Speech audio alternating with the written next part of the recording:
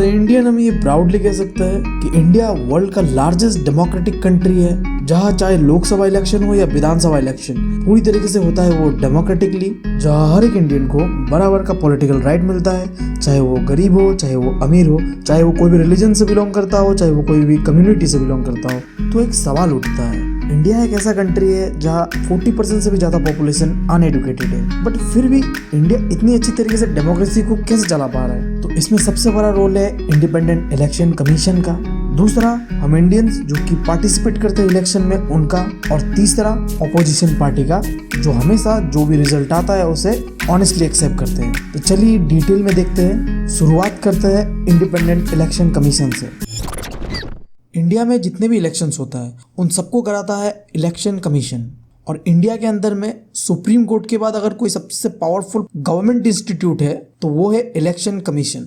तुम लोग इसके पावर का अंदाजा इससे लगा सकते हो, एक बार president of India chief election commissioner जो कि इलेक्शन कमीशन का हेड होता है उसे अपॉइंट करता है, उसके बाद इलेक्शन कमिश्नर लिटरली सिंघम बन जाता है और गवर्नमेंट की बातों का उन पे घंटा भी असर नहीं होता।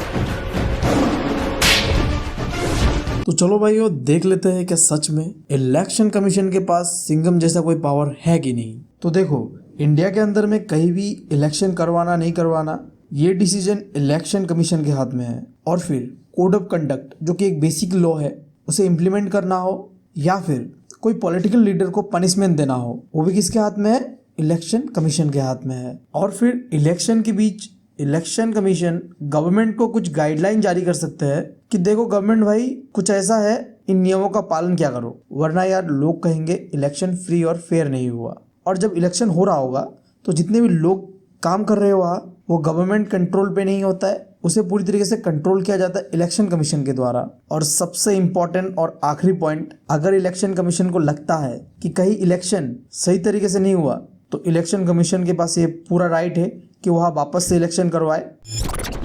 तो अब समझ लेते हैं कि लोगों का कितना पार्टिसिपेशन है इंडिया के इलेक्शन पे। तो इसके लिए तुम्हें एक सिंपल सा कॉन्सेप्ट समझना पड़ेगा, वोटर टर्नआउट। तो देखो, इंडिया के अंदर में जितना भी पॉपुलेशन है उसमें से मान लो कि 70% पॉपुलेशन ऐसा है जो वोट देने के लिए एलिजिबल है, बट जब इलेक्शन का टाइम आता है तो 70 का 70% पॉपुलेशन एक साथ वोट देने का भी नहीं जाता है।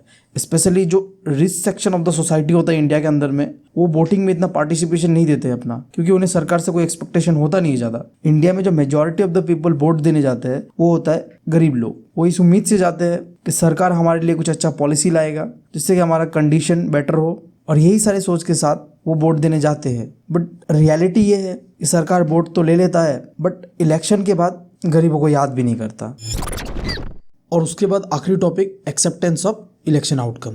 अब देखो, कोई भी इलेक्शन जो फ्री और फेयर ना हो वहाँ में हमेशा जीतता है जो रूलिंग पार्टी है वही। बट अगर हम बात कर ले इंडिया का, तो इंडिया के अंदर में हर 5 साल या 10 साल के अंदर में गवर्नमेंट चेंज होते ही रहता है। जिसे समझने के लिए तुम इस स्पीच को देखो जो कि दिया था अटल बिहारी वाजपेयी जी ने, ध्यान से सुनना। और मैं चाहता हूं ये परंपरा बनी रहे, ये प्रकृति बनी रहे।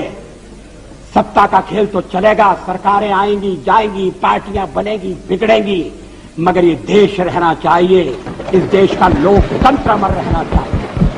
और फिर अगर हम अपने इंडिया को यूएस से कंपेयर करें, जो कि अक्सर इंडियंस काफ़ी करते हैं, तो कर लेते हैं हम भी। तो यूएस के अंदर में ऐसा रेयर ही दिखाया गया है जो सिटिंग इलेक्टेड रिप्रेजेंटेटिव है वो इलेक्शन हार जाए।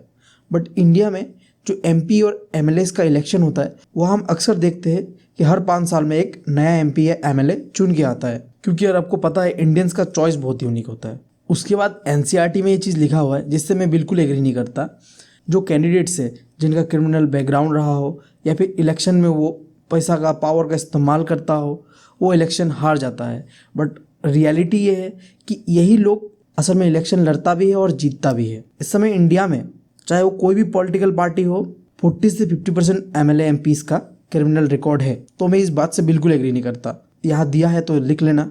और आखिर में कंक्लूड में यही है कि इंडिया में जो इलेक्शन का आउटकम है उसे एक्सेप्ट इस मेंटेलिटी के साथ किया जाता है कि ये जनता का डिसीजन है और हमें उसका रेस्पेक्ट करना चाहिए, जो कि इंडिया के अंदर में अपोजिशन पार्टी, चाहे वो कोई भी पार्टी हो, बीजेपी हो, कांग्रेस हो, एक्सेप्ट करता है। तो चलिए जल्दी से कंप्लीट कर लेते हैं इस चैप्टर का आखिरी topic, challenges to free and fair election, जिसका मतलब है इंडिया के अंदर में क्या क्या चैलेंजेस है इलेक्शन को फ्री और फेयर करवाने में। तो मैंने पहले ही बताया है, जो सबसे बड़ा प्रॉब्लम है कि इंडिया के अंदर में जो पॉलिटिकल पार्टीज है और जो मिनिस्टर्स है वो अपने मनी पावर का इस्तेमाल करता है इलेक्शन को जीतने के लिए। लिटरली वो वोटर्स को पैसा देके खरीद लेता है, जो कि गलत चीज है। फिर एक डेमोक्रेटिक इलेक्शन में एक ऐसे कैंडिडेट को उतारना जिसका एक क्रिमिनल बैकग्राउंड रहा हो, बहुत ही गलत चीज है, बट होता है वो अक्सर। और फिर तीसरा पॉइंट, जितने भी पॉलिटिकल पार्टीज हैं इंडिया के अंदर में, वहां में फैमिली का डोमिनेंस रहा है, जिसका बेस्ट एग्जांपल है कांग्रेस। आज आम लोग कांग्रेस से इतना क्यों नाराज है? एक रीजन है क्योंकि वहां में फैमिली डोमिनेंस होता है, सिंपल सा बात है। और उसके बाद फोर्थ पॉइंट कि इंडिया के अंदर में आप किसी भी पॉलिटिकल पार्टी को देख लो, इलेक्शन जीतने के बाद वो एक जैसा हरकत ही करता है। आप समझ ही रहे हो मेरा बोलने का मतलब क्या है। और fifth and final point, India के अंदर में जब इलेक्शन होता है तो कुछ इंडिपेंडेंट कैंडिडेट्स खड़ा होता है जो कि खुद से लड़ना चाहता है इलेक्शन, बट प्रॉब्लम ये है जब वो इंडिपेंडेंटली लड़ने जाते हैं तो जो बड़ा बड़ा पार्टीज होता है वो पूरी तरीके से उन्हें डोमिनेट करता है। और आखिर में मैं कंक्लूड करते हुए चैप्टर का यही कहूँगा, देखो भाई प्रॉब्लम हर कंट्री में है, ठीक है, बट हमें ऑप्टिमिस्टिक होना चाहिए और इंडिया एक ऑप्टिमिस्टिक कंट्री है। और मैं उम्मीद करता हूँ कि इंडिया का पॉलिटिकल सिस्टम में जो भी प्रॉब्लम है धीरे धीरे ही सही बट वो ठीक हो जाएगा। और जो सबसे बड़ा प्रॉब्लम है कि एटलीस्ट यार पॉलिटिक्स में क्रिमिनल्स को नहीं मिलना चाहिए चांसेस, अच्छे लोगों को आना चाहिए जो एडुकेटेड हो, तभी इंडिया डेवलप्ड हो पाएगा सही तरीके से। समझ रहे हो आप? अगर तुम लोग नए हो तो सब्सक्राइब करो, वो जो लाल वाला बटन है उसके साथ सूर्य नमस्कार करो या फिर अनुलोम विलोम, मुझे नहीं पता, बस क्लिक हो जाना चाहिए। अब मैं भी जा रहा हूं, मुझे बच्चों को गाली सिखानी है। बाय। कर दो यार, तुम्हारे पैसे थोड़ी ना कट रहे, कर दो।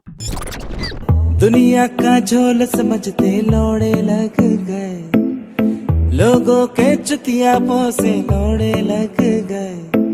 प्यार भी सोचा था कि होगी चैन सुकून की नैन, उसके लौड़ों के चक्कर में मेरे लौड़े लग गए।